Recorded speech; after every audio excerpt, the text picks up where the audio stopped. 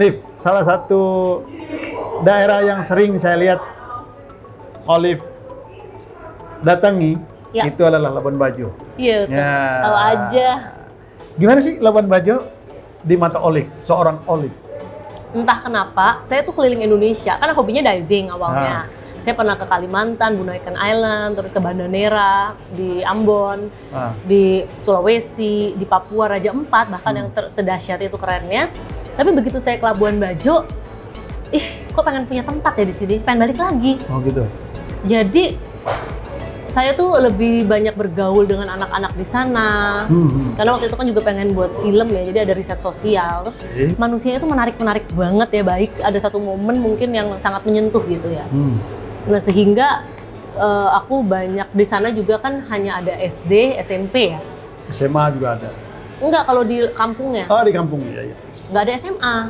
Justru mereka banyak yang putus sekolah. Di Kampung Komodo, di Rinca gitu ya. Iya, itu cuma hanya sampai SMP, itu pun bagus. Banyak di pulau-pulau lain yang hanya cuma SD. Gitu.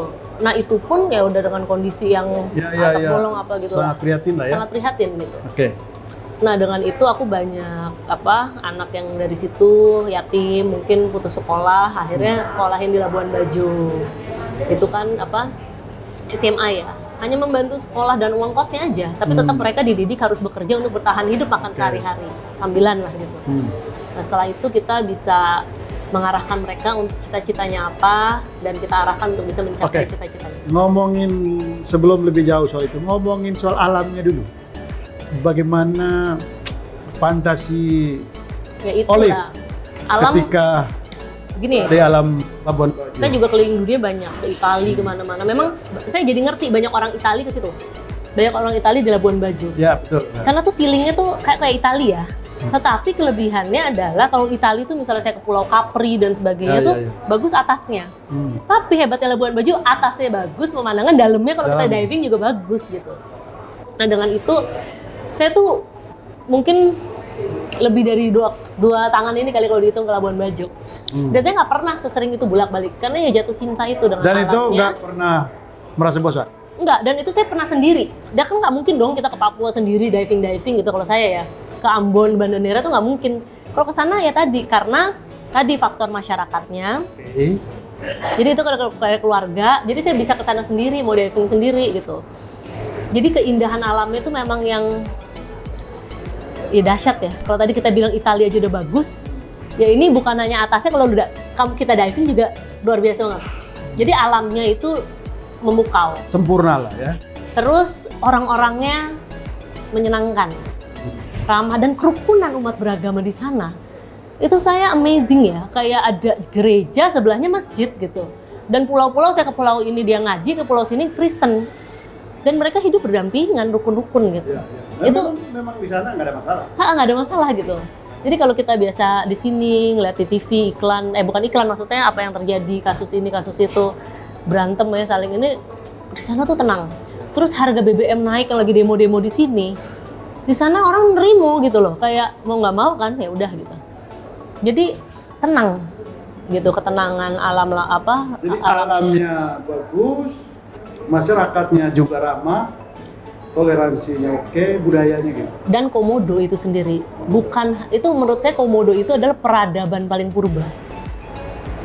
Kok bisa ya ada hewan purba itu di Indonesia gitu? Dan ada yang cuma di situ. Dan ada yang cuma di situ. Itu kan menarik. Ada apa di bawah situ alamnya? Kenapa dia di situ? Dan menariknya, di mana ada komodo, itu ada bahasa modo. Jadi kalau mitologinya komodo itu kan, komodo dan manusia itu lahir dari putri naga komodo kan, satu manusia atau telur. Jadi ketika mereka mau berantem dilerai. Jadi itu komodo sama manusia itu udah mitologinya adalah bersaudara. Makanya rumah-rumah di sana kan ini kan tinggi ya. Jadi di bawah itu ternyata tempat manusia sama komodo tuh bermain. Nah cuman sekarang 2 kali selama saya ke sana, dan mungkin dalam sejarah 5 tahun 10 tahun ini 2 kali kejadian manusia tuh dimakan sama komodo. Biasanya cuma turis. Kalau maksudnya turis-turis yang melanggar adat istiadat dan sebagainya digigit kakinya, terus mati tuh karena kan air liurnya beracun, mengandung ribuan bakteri juga gitu. Terus nggak ada rumah sakit di sana. Kalau sekarang udah ada nih. Kalau dulu harus terbang ke Bali. Maka itu mungkin udah nyerap racunnya berapa jam meninggal gitu. Sekarang udah ada di Labuan Bajonya kan. Nah, komodo tuh menarik. Kok dia punya ribuan bakteri? Berarti di dalam darahnya punya antibakteri dong. Kalau nggak dia sendiri mati dong. Gitu, air liurnya mengandung itu kan. Nah itu kok sekarang komodo itu makan manusia? Itu menurut saya tuh sangat sedih ya, tuh yang benar-benar mitologinya komodo itu sama manusia bersaudara jadi, dan itu nggak pernah terjadi dalam 10 tahun atau dalam historinya lah. Cuma 2 kali ini. Dulu tahun 80-an pernah ya agak. Terus yang berapa tahun lalu tuh ada seorang anak, itu karma katanya. Pada saat itu bapaknya tuh jualin komodo gitu loh, anak-anak baby komodo gitu. Nah terus sekarang nih lagi musim pembangunan gitu, terus ada anak kemarin ya digigit ya, tapi alhamdulillah itu mukjizat banget, selamat anaknya. Saya datang sendiri ke sana dan saya lihat tuh anak itu, saya ajak makan, dan dia ternyata orang kampung komodo asli, yang baru pertama kali ke Labuan Bajo itu yang rumah sakit itu, jadi dia nggak pernah tuh makan-makan di restoran gitu. Ya ampun, saya tuh sampai tersentuh banget ya. Naik mobil tuh diajak seneng banget, padahal anak itu habis masuk segini tuh masuk ke dalam kepalanya komodo. Terus jalan-jalan lah, udah robek jahitan berapa jahitan. Selamat ya? Selamat. Jadi kalau kita ngomong komodo itu kita harus mencari, membongkar peradaban yang hilang. Karena nggak mungkin ada binatang purba ada di situ begitu aja tuh nggak mungkin. Ya. Di mana Jurassic Park mati, apa istilahnya dinosaurus sudah punah. Punah ya. Dan itu kan purba banget itu kalau kita lihat. Masih ada. Itu saya lagi meneliti itu, maksudnya menarik. Kalau keindahan alamnya apa ini? Enjoy lah pasti kalau keindahan alamnya. Jadi kita sambil meneliti hal-hal yang istilahnya cukup dibilang berat, tapi berada di suasana seperti itu nggak bosen-bosen. Jadi kayak kesinilah diundang berkali-kali asal ada gelato ini. Jadi pasti mau datang. Iya, karena asal ada gelato gitu. Oke. Nah, kapan terakhir Olive ke Labuan Bajo? Berapa bulan lalu? Artinya 6 bulan lalu mungkin nggak nyampe. 6 bulan lalu. Artinya semua pembangunan di sekitar itu sudah beres ya? Sudah terlihat bentuknya. Trotoarnya. Trotoar sudah beres atau masih dikerjakan? Trotoar udah beres. Ada Inaya Hotel tuh, hotel pemerintah. Saya tinggal di sana kebetulan. Inaya Hotel yang lux banget ya, bisa dibilang kelasnya bintang 5 lah, marmer gitu. Dan terus, sekarang sudah bertumbuh begitu banyak hotel yang luar biasa gitu. Dan sekarang sudah ditetapkan menjadi daerah wisata super premium. Apa yang Olive bisa jelaskan? Memang saya membaca arah pemerintah ini mungkin kalau harus ada studi banding ya. Mungkin Maldives. Kan kalau kita bicara dari wisata super premium. Ya. Studi bandingnya mungkin Maldives. Di mana pulau-pulau itu adalah hotel bintang tuh di situ, bintang 5 lah plus gitu, bintang 5 plus. Sehingga untuk pergi ke hotel itu naik seaplane. Gitu kan. Itu pun mahal tuh bayar seaplane-nya. Nah, Labuan Bajo itu mungkin diarahkan ke arah sana. Tetapi hotel-hotel yang ada di Labuan Bajo itu bisa tidak terlalu berkembang. Ketika live on board itu ada terus dan tidak diharuskan. Jadi orang mendarat tidak diharuskan nginep di Labuan Bajo, tetapi langsung di kapal yang mewah-mewah. Nah, dengan itu hotel-hotel tuh bisa tidak terlalu berkembang atau ramai ya untuk yang bintang-bintang 5 di Labuan Bajo itu sendiri. Karena biasa orang semalam tuh paling terus live on board. Bahkan ada orang yang nyampe langsung ke pelabuhan, live on board, nggak lagi pulang langsung ke pesawat gitu. Nah, saya melihat ini itu harus jelas dulu gitu ya. Kalau super premium kasihan kan orang bangun hotel bintang 5 di Labuan Bajonya, tetapi orang langsung gitu ke pulau-pulau gitu. Nah, memang pasti kita selalu setiap pembangunan itu berdampak kepada masyarakat. Itu gitu. Berdampaknya positif ya harapannya? Harusnya. Itu harusnya positif. Cuman pada kenyataannya tidak selalu positif gitu. Bahkan masyarakat itu seolah-olah dengan pemerintah itu selalu bertentangan. Padahal maksudnya pemerintah itu baik. Wow, ingin mengembangkan ini biar maju gitu. Betul. Kan. Tapi seolah-olah dipikirnya masyarakat itu pemerintah membuat aturan yang sedemikian rupa biar dia itu pindah gitu dari situ. Nah, artinya peran kebudayaan di sini itu sangat penting. Makanya saya selalu bilang, setiap pemimpin itu harus mengerti kebudayaan orang Indonesia itu seperti apa, sehingga melahirkan kebijakan-kebijakan itu tidak bertentangan. Kalau sekarang Itu sangat bagus, ide gagasan tuh luar biasa menjadi super premium. Tapi bagaimana mungkin masyarakat itu disuruh pindah? Sedangkan kalau kita melihat kebudayaan, mitologinya, ini mulai emosi nih. Enggak, itu manusia sama komodo itu tidak bisa dipisahkan. Ya. Gitu. Maka tadi saya bilang menariknya ada komodo, ada bahasa modo. Tapi kita ke pulau lain, masyarakat itu nggak bahasa modo. Jadi ada pulau komodo, ada bahasa modo, gitu. Nah itu yang orang tidak mengerti. Nah bahkan di Departemen Kehutanan kalau dicek itu ada aturan namanya udah man and biosphere. Jadi itu memang tidak bisa diutamakan manusia atau hewan duluan. Manusia atau alam nggak bisa. Mereka hidup berdampingan tuh udah ngerti tuh.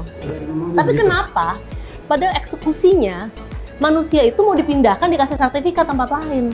Kan ribut di situ. Nah artinya pengambil kebijakan itu tidak mengerti kebudayaan itu seperti apa. Yang orang udah ratusan tahun hidup berdampingan. Misalnya seperti mungkin di Larantuka orang membunuh ikan paus itu udah setiap setahun ada. Tapi pasti dia udah punya pilihan, bukan berarti itu ikan paus lama-lama hilang, enggak sih. Artinya gini, setiap kebijakan yang diambil pemerintah, saya ngerti lah pasti maksudnya baik.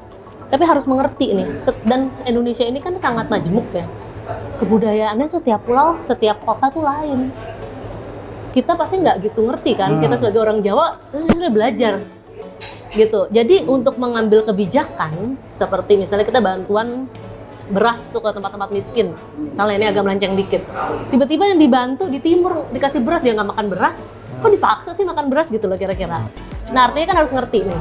Nah ini problem utama kita itu nggak mengerti kebudayaan kita sehingga kebijakannya yang hal-hal aneh itu, tapi harusnya kan memajukan. Artinya Olive mau mengatakan ya kalau buat kebijakan itu mesti mendengar betul suara dari masyarakat ya setempat. Enggak sih sebenarnya, ya itu iya, itu udah pasti lah. Tapi artinya pemimpinnya harus ngerti dulu. Maka tadi saya bilang setiap anak bangsa itu mulai belajar lah dari muda ini. Sejarah berdiri di Indonesia, habis itu begini-begini berkembang lah. Artinya orang pemimpin di pucuk pimpinan tertinggi itu harus mengerti benar kan. Misalnya ini orang Jawa, mungkin dia sangat fasih budaya Jawa. Budaya Timur juga harus, budaya yang lain juga gitu. Memang susah. Kalau pesan penting dan konkret untuk Bupati di Manggarai Barat berkaitan dengan super premium apa? Sebenarnya ini bukan pesan untuk Bupati, untuk Gubernur ya dong. Karena Bupati no problem. Gubernur kan langsung di situ kan. Nanti Gubernur baru menterinya atau presidennya. Tapi kalau saya lihat khusus di Labuan Bajo ya Bupatinya no problem. Artinya dia tidak melakukan kebijakan-kebijakan begitu karena bupatinya tuh kalau saya lihat ya dia minta alhamdulillah lah kalau diinvestasi bagus, dia super premium bagus gitu. Tetapi memang harus memperjuangkan ya sebagai seorang bupati harus memperjuangkan hak-hak rakyatnya. Artinya bagaimana nanti dengan kemajuan yang pesat, ini rakyat juga harus dipersiapkan. Jadi kemajuan pembangunan sama kemajuan sumber daya manusia itu harus seimbang. Jadi pembangunannya itu bukan hanya pembangunan infrastruktur, tapi pembangunan manusia itu harus. Nah itu harus aktif itu seorang bupati atau kepala daerah memimpin dalam perkembangan manusia itu. Bagaimana bisa ini naik. Kalau enggak, bagaimana ini ketimpangan? Jadi kita itu bukan lagi diuntungkan menjadi, karena ini kan sebenarnya bisa untung tuh kalau kita ikut gitu berpartisipasi dalam stakeholder. Makanya tadi sama Prof Jumli tuh harus dibuatin koperasi katanya. Di mana pengusaha datang tuh harus deal, jadi masyarakat itu punya shares. Punya shares, jadi bukan hanya sebagai kuli atau pekerja dengan gaji hotel. Hotel-hotel juga begitu. Jadi bagaimana punya shares, karena itu kan tanahnya kan sebenarnya punya adat ya. Itu sebenarnya yang diperjuangkan. Tetapi gubernur sebenarnya yang punya tingkat ini. Gubernur. Ya tadi inilah tolong bisa lebih arif lagi dalam komunikasi dengan masyarakat. Terus juga bisa lebih mengerti masyarakat. Tadi lebih arif membaca situasi dan mengertilah kebudayaan orang sana itu seperti apa. Menurut Olive, gubernurnya itu? Enggak, gubernur saya nggak kenal dan baik-baik saja. Tetapi saya baca di berita bahwa dia memindahin masyarakat itu, terus diiming-iming sertifikat di tempat yang sebenarnya kalau secara itu juga nggak bisa keluar sertifikat gitu kira-kira. Terabut juga dari akar budaya mereka. Iya, terus ditanya sama wartawan, itu saya pernah baca tuh, wartawan nanya, ini kenapa Bapak begini gitu. Terus jawaban beliau adalah, ini dari yang saya baca ya, saya tidak dengar langsung tetapi saya baca artikel itu. Mungkin coba di Google. Jawabannya adalah, pernah belajar Al-Quran nggak katanya? Di Al-Quran itu mana yang diduluin, alam atau manusia? Terus akhirnya ada wartawan yang menjawab, di Al-Quran alam. Ya udah alamnya. Tetapi kembali lagi ke aturan di Kementerian Kehutanan tuh ada tadi Man and Biosphere itu ya. Di dalam kasus ini kita tidak bicara mana yang lebih dulu, tapi mereka harus hidup berdampingan. Nah itu yang tidak narasikan oleh Kementerian Kehutanan. Padahal dia punya aturan itu gitu. Saya tidak tahu latar belakangnya seperti apa, tetapi artinya itu tidak dinarasikan oleh menteri itu sendiri. Oh, artinya ini pesan untuk menterinya sendiri ya? Iya, karena saya rasa aturannya sudah bagus dan saya yakin setiap pemerintah itu ingin pembangunan yang lebih baik untuk bangsa ini. Tetapi jangan sampai komunikasinya itu tidak arif ke dalam masyarakat lokal ini. Jadi kadang-kadang komunikasi yang kurang sampai gitu loh. Pengertiannya itu sebenarnya sih, kita perlu orang sebenarnya dimediasikan untuk menjelaskan maksudnya karena sebenarnya semua sama ingin baik kok gitu. Olive sudah punya ini hotel di sana atau resort? Belum, nanti ya aku pengen juga sih punya hotel atau resort. Dan tanahnya udah ada? Udah. Wah, luar biasa. Udah ada, karena aku ya tadi pas kesana tuh kok pengen punya tempat ya di sini, ada perasaan gitu. Dia udah jatuh cinta ya sama? Udah jatuh cinta. Sama Labuan Bajo ya? Udah beli tanah. Jangan-jangan nanti dia jatuh cinta sama orang Labuan Bajo. Aduh. Ya? Aduh.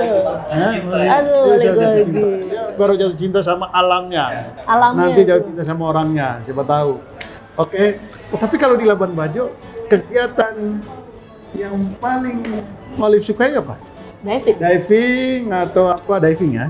Diving. Terus aku suka riset sosial di sana. Oh gitu. Yang berhubungan sama komodo itu sendiri. Okay. Jadi kalau aku bongkar tuh, mana buku komodo untuk seorang mau jadi ranger misalnya. Pas saya baca, masa ceritanya komodo itu asal-usulnya dari Australia. Apa-apaan nih, saya bilang siapa yang mendanai buku ini katanya. Mungkin dari luar. Jadi artinya aku suka, dan aku masih penasaran sampai sekarang. Kok bisa ada komodo, kenapa di situ ya? Itu pertanyaan aku. Ada apa di situ gitu. Nah, jadi aku selain diving, terus ya main-main lah, ya riset sosial tadi itu. Oke. Nah, pesanmu untuk masyarakat Labuan Bajo, Komodo dan lain sebagainya dengan status daerah itu menjadi daerah wisata super premium. Apa pesan yang penting?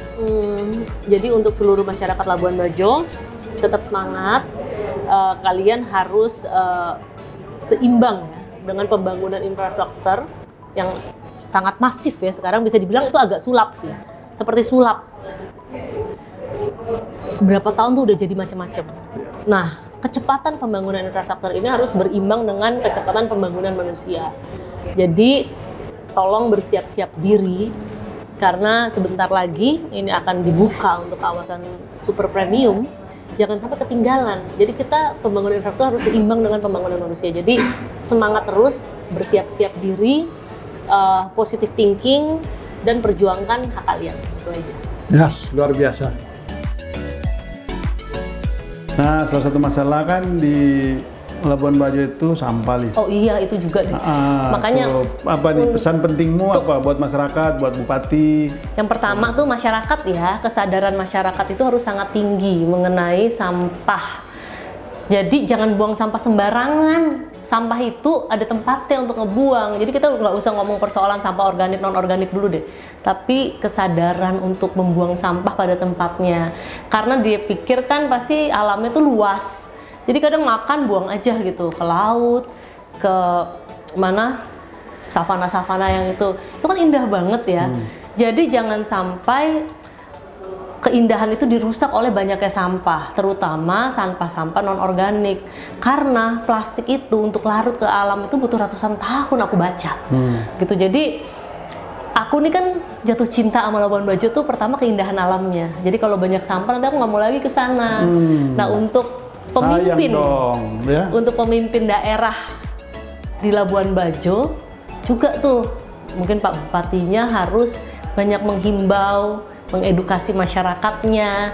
Jangan pernah bosen, jangan pernah capek untuk mengedukasi masyarakat, menjaga kebersihan, terutama membuang sampah pada tempatnya. Jadi jangan sampai alam ini rusak karena perbuatan manusia atau masyarakat itu sendiri.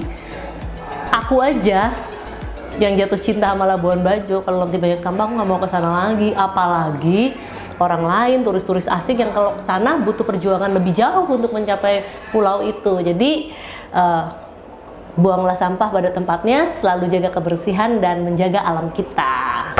Oke. Ini ada pertanyaan titipan. Oke. Olive kan sering dan suka diving di Labuan Bajo. Iya. Olive tuh senangnya divingnya tuh di mana? Tempat diving favorit Olive di mana? Hampir semua spot di sana tuh menarik. Kalau aku di sana itu suka divingnya sama Pak Condro. Jadi aku nggak pernah sih pergi ke tempat. Pak Condro tuh siapa sih? Jadi ada satu orang Jawa nih, tahun 80-an itu udah pergi ke situ. Nah itu juga menarik. Jadi dia tujuannya tidak ke Labuan Bajo. Dia hanya keluar dari rumah, merantau, ikut kapal dari sini, nyelundup di sini harus kerja, nyampe tempat ini harus kerja untuk bertahan hidup gitu ya. Ketika dia nyampe di Labuan Bajo, dia merasa kok dia nggak mau pulang ya, nggak mau melanjutin perjalanan lagi gitu. Nyangkut katanya. Di sana ya. Nyangkut, hatinya tuh kayak jatuh hati dan nggak mau melanjutkan perjalanan. Dengan itu dia harus kerja dong. Nah ngobrol ternyata yang dia ngobrol tuh sama kepala ranger. Jadi mulai besok kamu kerja ya, mulai jadi ranger. Terus tahun 80-an loh, berarti dari aku lahir tuh, udah tua. Sekarang dia punya kapal sendiri. Kita suka diajak diving, ya kita bayar kapalnya sendiri, jadi private gitu. Nah dia udah bawa ke tempat-tempat yang tiba-tiba di dalamnya tuh ada gua. Nah cuman yang belum kesampaian itu di Batu Bolong, karena itu pada saat saya kesana arusnya selalu kenceng, jadi itu udah agak pro lah ya yang diving di Batu Bolong ini. Dan kalau arusnya ini saya lebih baik nurut. Jadi saya bilang, beliau bilang sebagai dive master kan, Mbak jangan dulu deh turun sini udah. Padahal aku pengen banget turun di situ karena menarik banget ya Batu Bolong gitu kan. Karena di situ ya atasnya tuh ada kayak batu bolong. Nah beberapa tahun lalu ada grup dari Singapura apa dari mana ya gitu ya, dari mancanegara diving di situ hilang. Jadi makanya kita sebagai diving kan punya dive master, kita ikutin deh. Karena sehebat-hebatnya kita dive master, apalagi yang orang lokal lebih tahu lah. Jadi walaupun saya punya keinginan yang pengen banget di situ, akhirnya saya tahan dulu karena ya itu saya dengerin dive master. Nah dia kasih saya tempat banyak banget ya, nggak bisa kehitung. Itu menarik karena di Labuan Bajo tuh bukan hanya ikan. Gini, kalau saya lihat di Papua itu giant ya, gede-gede gitu. Di Bandanera tuh lebih feminim karena banyak terumbu karang yang gede-gede, terumbu karangnya. Kalau di Papua tuh hewan-hewannya tuh hewan-hewan lautnya tuh yang menarik. Nah di Labuan Bajo tuh komplit, dia ada juga yang gede-gede, ada ikan yang warna-warni, ada manta point. Yang aku paling suka tuh manta point tuh karena begitu kita diving di situ, ke atasnya manta, ke bawahnya manta. Jadi kita di tengah-tengah manta gitu. Nah itu untuk aku sensasi sih. Jadi snorkeling aja kita bisa lihat manta. Kebayang dong kalau kita diving lebih dalam, jadi atasnya manta, bawahnya manta. Itu one of my favorite. Di Raja Ampat juga ada, tapi di situ tuh bisa lihat manta, bisa lihat terumbu karang yang gede-gede kayak di Bandanera. Terus bisa lihat ada yang gua-gua, yang eksotik. Tapi hati-hati lagi, di sana arusnya juga cukup kencang. Jadi jangan jauh-jauh dari dive master kamu gitu. Betul. Oke.